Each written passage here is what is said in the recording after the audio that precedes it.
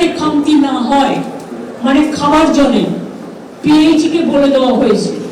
मीरा सफेद तुरंत खुले, भरपूर झाग दे और इसकी स्मार्ट साइंस दे स्मार्ट केयर और फ्रेशनेस। मेरी चॉइस मेरा सफेद। পিডব্লিউডি কে বলা হয়েছে যে রাস্তাগুলো ভেঙেছে টোটাল সার্ভে করতে। পঞ্চায়েত ডিপার্টমেন্টকে বলা হয়েছে ডিসেম্বর মাসে যে 11 লক্ষ মাটির বাড়ির টাকা রাজ্য সরকার ছাড়বে পাকা বাড়ি করবার জন্য, অর্ধেক টাকা প্রথম কিস্তিতে আর অর্ধেক টাকা দ্বিতীয় কিস্তিতে দেওয়া হয়। অর্ধেক কিস্তির টাকা আমরা ডিসেম্বরে ছাড়বো। জল কমে গেলেই পঞ্চায়েত ডিপার্টমেন্ট সার্ভে করে নেবে এই 11 লক্ষ মানুষের বাড়ি। তাছাড়াও মাইনরিটি ডিপার্টমেন্ট থেকে 65,000 বাড়ি তৈরি করে দেওয়া হচ্ছে ডেস্টিটিউটদের জন্য। সেই সংখ্যাটা যদি ওই লিস্টে থাকে তাহলে অটোমেটিক্যালি সেই সংখ্যাটা এই লিস্টে যুক্ত হবে। অর্থাৎ যাদের বাড়ি মাটির বাড়ি ভেঙে গেছে, ধসে গেছে, অথচ লিস্টে নেই, তাদেরও আমার মনে হয় যে বাড়িগুলো আছে সার্ভে করে দেখুন, কারণ তাদের আমাদের প্রায়োরিটি দিতে হবে। আমরা 50 লক্ষ বাড়ি বাংলায় পাকা বাড়ি তৈরি করে দিয়েছি এই 13 বছরে, কিন্তু এখনো মাটির বাড়ির গ্রাম অঞ্চল, আমাদের তো গ্রাম অধ্যুষিত বাংলা, এখনো 50 লক্ষর মতো বাকি আছে। সেক্ষেত্রে যে বাড়িগুলো একেবারে ধ্বংস হয়ে গেছে এবং অর্ধেক ধ্বংস হয়ে গেছে সেই বাড়িগুলোর একটা লিস্ট করতে বলা হয়েছে। ইতিমধ্যে অনেক বাড়ি হয়তো 11 লক্ষ লিস্টে আছে, যেটা নেই সেটা আমরা চেষ্টা করব আরো কিছু বাড়িয়ে তাদের লিস্টে যতটা সম্ভব, যাদের একমাত্র ভরসা তাদের মাটির বাড়ি, তাদেরটা দেখে দেওয়া যতটা পারবো, টাকা যতটা পারমিট করবে। যতক্ষণ না হচ্ছে ততক্ষণ এক একটা বাড়িতে 3টে করে তিরপল দিতে বলা হয়েছে যাদের বাড়ি ভেঙে গেছে। খাওয়া দাওয়া রিলিফ, এবং আপনারা এই প্রথম দেখেছেন, আগেও করেছি আমরা, সরকার থেকে যেমন রিলিফ দেওয়া হচ্ছে, জিআর চলবে যতক্ষণ মানে স্বাভাবিক পরিস্থিতি না হচ্ছে।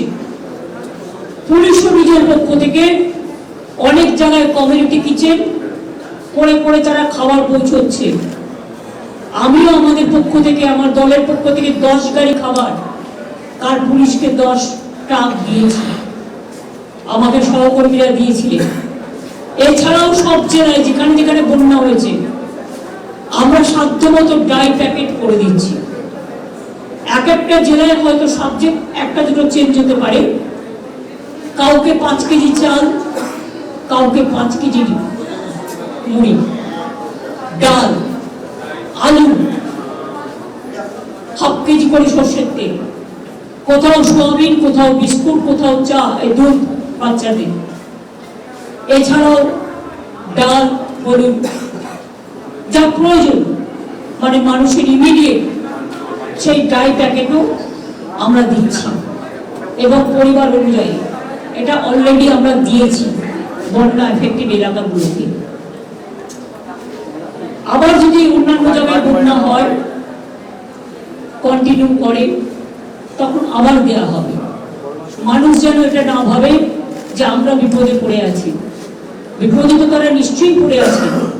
তাদের দুর্যোগ কেটে যাক, তাদের দুর্ভোগ কেটে যাক, মায়ের কাছে আমরা এটাই প্রার্থনা করি। সব মানুষ, আমি সব ধর্ম বর্ণ সম্প্রদায় সবাইকে বলবো, নিজে একখানা রুটি খেলে আধখানা ভাগ করে দিন, কেউ যেন বঞ্চিত না হয়, এদিকে আমাদের নজরটা রাখতে হবে। আমি এমএলএ তো বলেছি, এমএলএ যে কোটার টাকা আছে তাই দিয়ে তারা রাস্তাগুলো গ্রামীণ যতটা পারবেন করুন।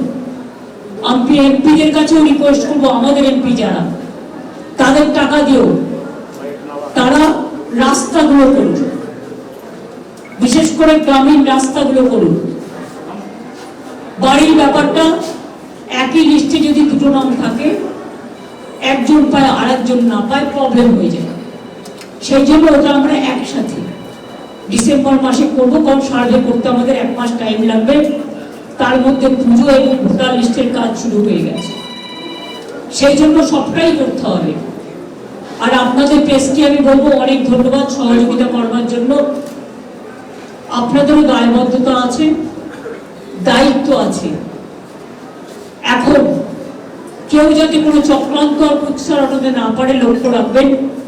5টা কাজ করতে গেলে একটা কাজে ভুল ভ্রান্তি কারো হতে পারে, সেটা নিয়ে ন্যারেটিভ না বানিয়ে আসুন আমরা বন্যার ক্লিষ্ট, বন্যার সংশ্লিষ্ট মানুষের পাশে দাঁড়াই। শুধু কুৎসা রটালে টিআরপি বাড়ে না, মানুষের পাশে থাকলে টিআরপি বাড়ে। টিআরপির দিকে তাকিয়ে বলতে নেই। আর যদি আপনার বাড়িতে কেউ অসুস্থ হয়, আপনার প্রথম কাজ কি? টাকা সঞ্চয় করা না টাকাটা দিয়ে তার ট্রিটমেন্টটা করা? আমাদের স্বাস্থ্যসাথী কার্ড আছে, আমি হাসপাতালগুলোতে সাপে কাটার ওষুধ বেশি করে রাখতে বলেছি, এমনকি সুস্বাস্থ্য কেন্দ্রগুলোতে ইমিডিয়েট পাঠাতে বলেছি, ওটা হাতের সামনে পায়। 2 হচ্ছে ভাইরালের মেডিসিন, হেলথ সেক্রেটারি ছিল। 3 হচ্ছে সর্দি কাশির মেডিসিন। 4 হচ্ছে ফ্লাড হলে পরে ডায়রিয়া হয়, এই ওষুধগুলো রেডি রাখতে বলেছি।